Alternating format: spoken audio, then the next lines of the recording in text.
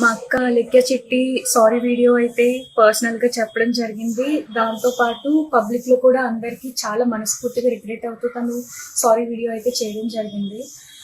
దాన్ని కూడా తీసుకెళ్లి మీమర్స్ ఇంకా యూట్యూబ్ ఛానల్స్, న్యూస్ ఛానల్స్ వాళ్ళు నెగిటివ్ గా అయితే స్ప్రెడ్ చేసేసారు. చేయడం వల్ల తను కంప్లీట్ డిప్రెషన్ లోకి వెళ్ళిపోయి హెల్త్ మీదకి అయితే తెచ్చేసుకుని ఈరోజు హాస్పిటల్ పాలు అయిపోయింది మీ వల్లే. ఇంత ఒక ఆడపిల్ల మీద ఇంత టార్గెట్ చేయడానికి అసలు నాకు ఎందుకు అంత టార్గెట్ చేస్తున్నారో నాకు అర్థం కావట్లేదు. అసలు బతకనివ్వరా? ఇప్పటికే చాలా మొయ్యాల్సిన భారం అంతా మోస్తుంది. అది మేము కల్లారా చూస్తున్నాము. తనని ఒక్కదాన్ని వదిలినా ఏమైపోతుందా అనేసి ఇన్ని రోజులు భయపడుతూనే వస్తున్నాము. ఏదైతే అవ్వకూడదో అదే హాస్పిటల్ పాలు అయితే చేశారు. మా ఇంట్లో ఒకటి ఆల్రెడీ జరిగిందండి. ఆల్రెడీ జరిగి 3 నెలలు కూడా కావట్లేదండి మా నాన్నగారికి జరిగి. ఇప్పుడు ఈలోపు ఇంకొకరు హాస్పిటల్ పాలు చేశారు కదా అందరూ కలిసి. నాకు ఇదంతా తెలియదండి. మా అక్కకి ఏమన్నా అయితే మీరు రెస్పాన్సిబిలిటీ తీసుకుంటారా? అది నాకు చెప్పండి.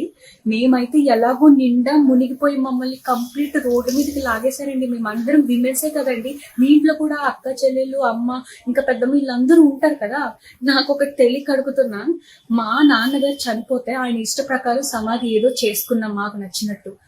సమాధి ఫోటోని కూడా మీరు మీమ్స్ గా వేసుకుంటున్నారంటే ఇంకా ఈ విషయం మీకు ఎంత ఎంత చులకనో నేను అర్థం చేసుకోగలను.